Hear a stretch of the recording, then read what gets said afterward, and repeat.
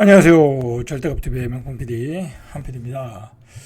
자, 여러분, 한국은행 총재가 기준금리를 0%에 근접해서 양적 완화를 도입하는 것을 고민해봐야 된다. 라고 이야기를 했어요. 마침 이제 보고서도 나왔고 용역 보고서가 나왔더라고요. 자, 그래서 이게 이제 논란을 일으켰어요. 무슨 논란을 일으켰냐면, 야, 한국은행이 또 양적 완화를 해서 0%대, 1%대, 0%대 금리로 가는 게 아니냐, 저금리로 가는 거 아니냐.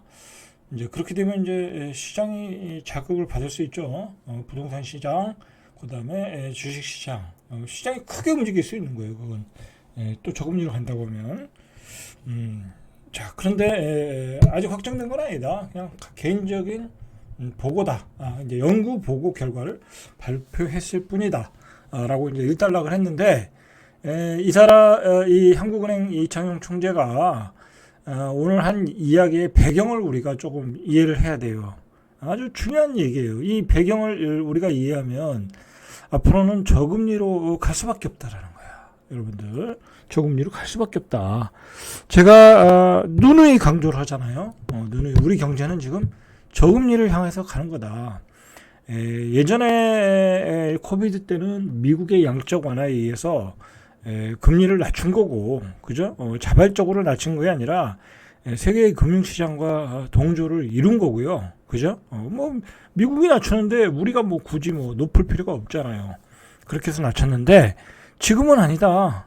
미국은 기준금리가 4.7, 그죠? 4.5, 4.7. 자, 우리는 4.5죠. 우리는 2.75, 그죠? 우리가 굉장히 낮아요. 미국에 비하면. 미국에 비하면 낮다. 상당한 저금리인데도 우리가 낮춰야 될 상황이라는 거야. 자, 이 보고서에서 이야기하는 게 이제 지금까지 나왔던 얘기를 정리를 해보면, 우리 산업이 지금 쇠퇴기에 들어갔다. 그죠? 쇠퇴기에 들어갔다.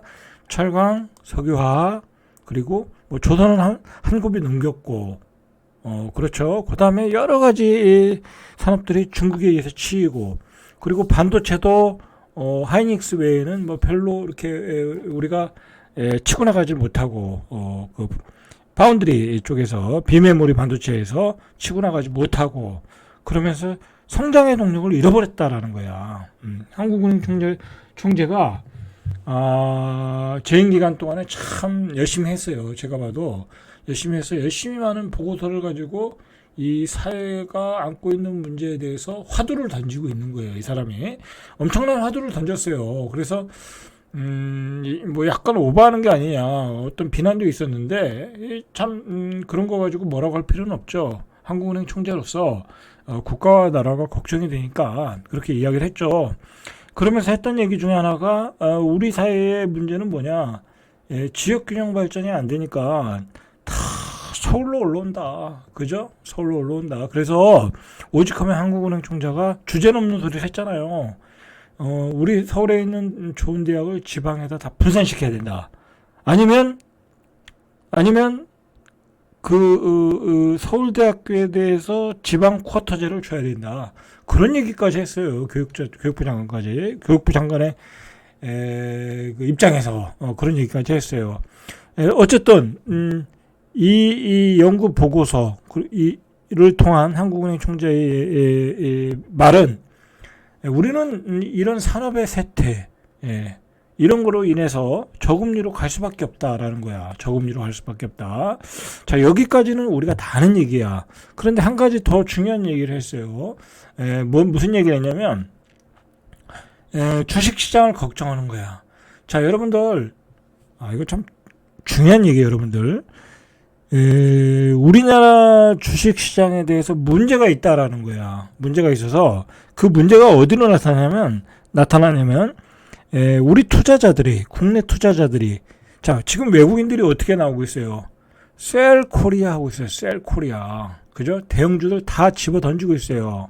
1년 동안에 35조 팔았고, 한 달 동안에 9조 팔았고, 삼성반도체, LG화학, 포스코홀딩스, 뭐 현대제철, 그 다음에 LG에너지솔루션, 삼성바이오 다 팔고 있어요. 다 팔고 나가고 있어요.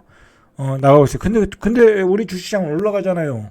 그건 우리나라 연기금들이 금융주들을 사서 그래요.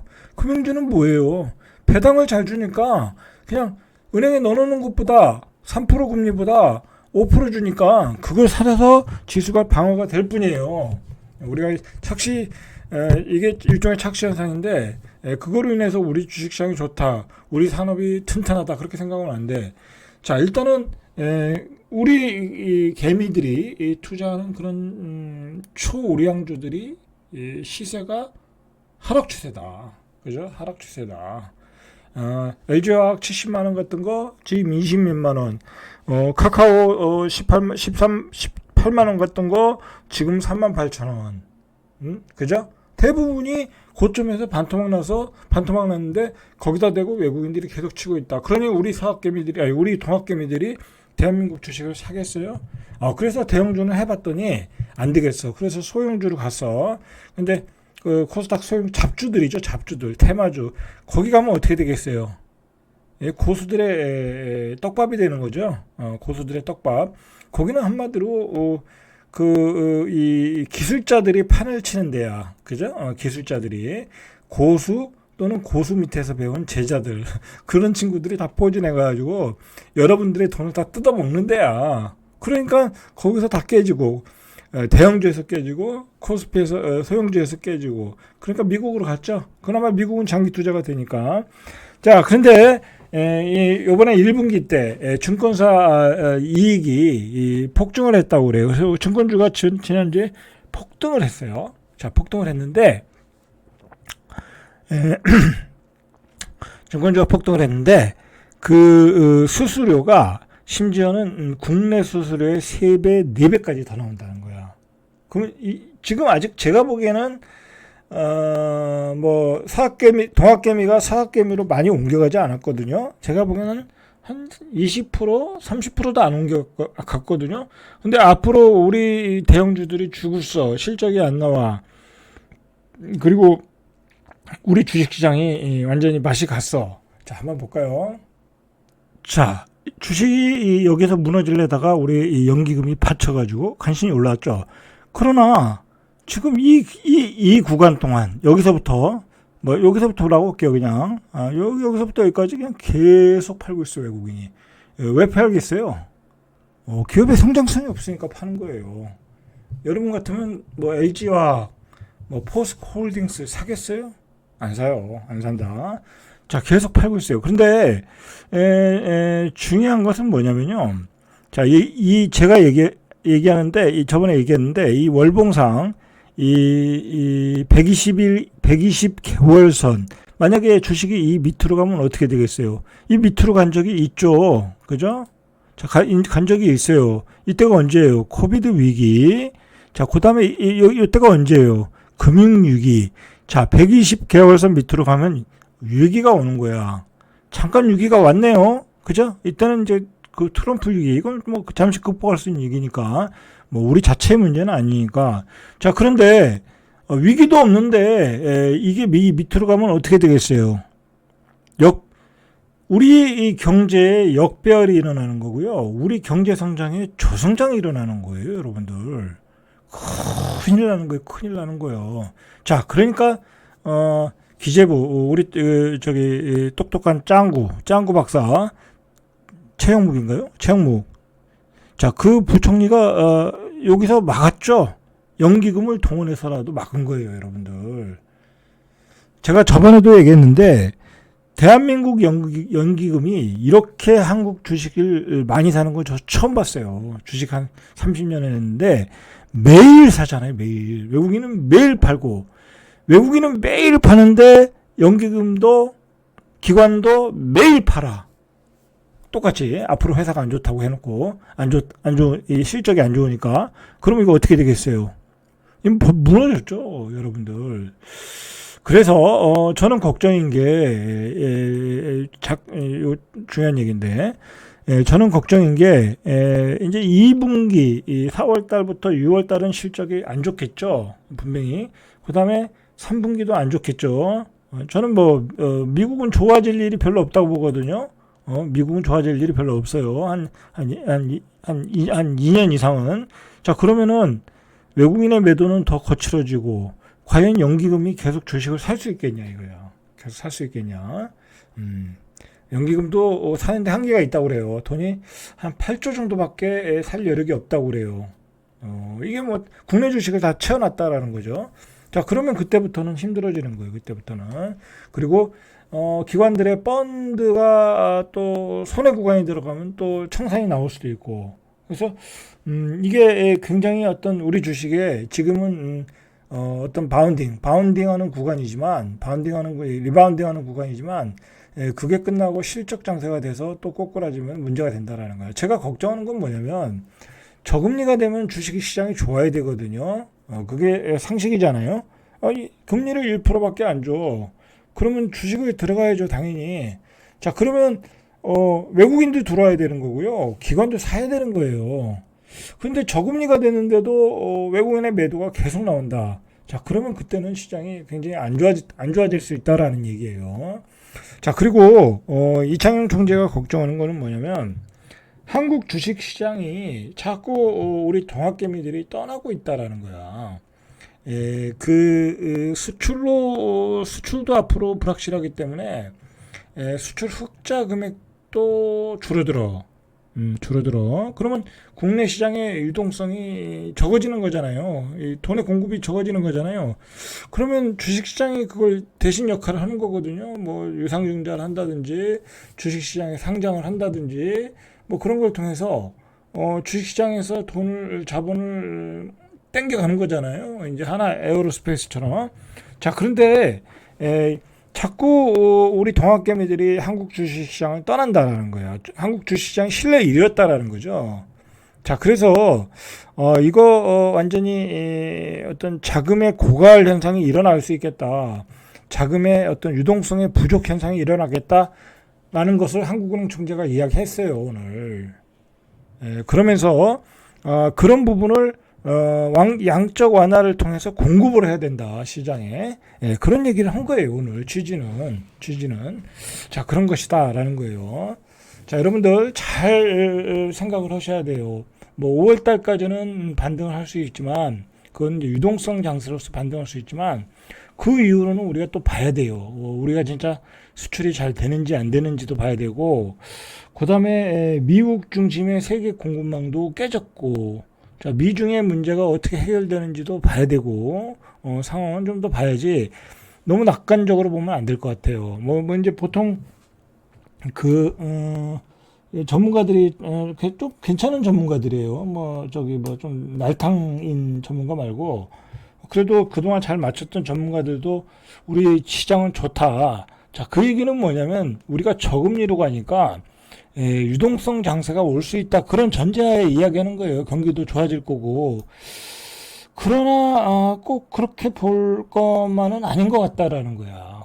그렇게 볼 수만은 없다라는 거예요. 왜냐하면 지금 만약에 실적이 안 좋아지고, 그죠? 실적이 안 좋아지고, 그 다음에 자꾸 우리 유동성이 이 해외로 빠져나가. 주식을 통해서. 여러분, 예전 같으면은 쉽게 얘기해서 우리가 월급을 타면 우리 시장에 있는 거야. 주식 시장에 있는 거야. 아니면 뭐 부동산을 사든지 아니면 저 은행에 저금해든지 넣어놓는 거야. 그러면 유동성이 국내에 있기 때문에 상관없잖아요. 그죠? 언제든지 그게 돈이 돌아갈 수 있지만 그게 달러로 환전해가지고 미국 주식에 투자하면 어떻게 되겠어요? 돈들이 내가 월급 받은 돈을 매달 한 10%씩 미국의 주식을 사는 거야. 자, 그러면 어떻게 되겠어요? 돈이 거기에 묶여버리는 거예요. 그죠? 우리 유동성이 빠져나가는 거야. 그러면 국내에 돈이 없잖아요. 그죠? 국내에 돈이 없으면 어떻게 되겠어요? 금리가 올라가고 회사채 금리가 올라가겠죠? 그럼 회사가 어떻게 되겠어요? 망하겠죠? 그죠? 어려운 기업은 망하겠죠. 다 지금 이자도 못 버는 기업들이 태반이니까. 자, 그걸 한국은행 총재가 걱정을 해서 저금리로 해서 돈을 풀어야 되는 게 아니냐 그런 걱정을 하고 있는데 그게 맞는 얘기라는 거예요. 실제로 우리나라 주식시장은 지금 완전히 신뢰를 잃었어요. 상법 개정도 안 됐죠. 그죠? 상법 개정도 안 됐고 밸류업도 안 됐어요. 제대로 안 됐어요. 그리고 회사가 완전히 저평가된 회사들이 어마어마하게 많은데, 예를 들어 한 8% 주는 데도 있고요. 이 배당으로 5% 주는 데는 허다하고요. 그런 기업들이 전혀 주가가 움직이질 않아요. 대주주들이 관심이 없어요. 주주 하나에 대해서는 관심이 없어요. 주가를 자기네 회사를 좋게 해서 구조 조정해서, 그죠? 회사를 매출을 더 올려서 더 주가를 올려줘야 되는 거 아니에요. 그래서 돈을 많이 벌어서 자사주를 사서 자사주 소각을 시켜줘서 주당 순이익이 높아져야 되는 거잖아요. 그죠? 자, 그런데 그런 역할을 하나도 안 하는 주식이 많아요. 어떤 기업은요, 시가총액이 725억이야. 시가총액이 725억인데, 그 해 영업이익이 600억이 넘어요. 근데 배당은 2.8%밖에 안 줘요. 주식은 맨날 꼬꾸라지고 있고. 그게 말이 됩니까? 시가총액이 725억이고, 1년에 버는 돈이 600억이야. 그러면 그 회사 주식을 싸그리 사야죠. 그런데 주식이 유통이 안 돼요.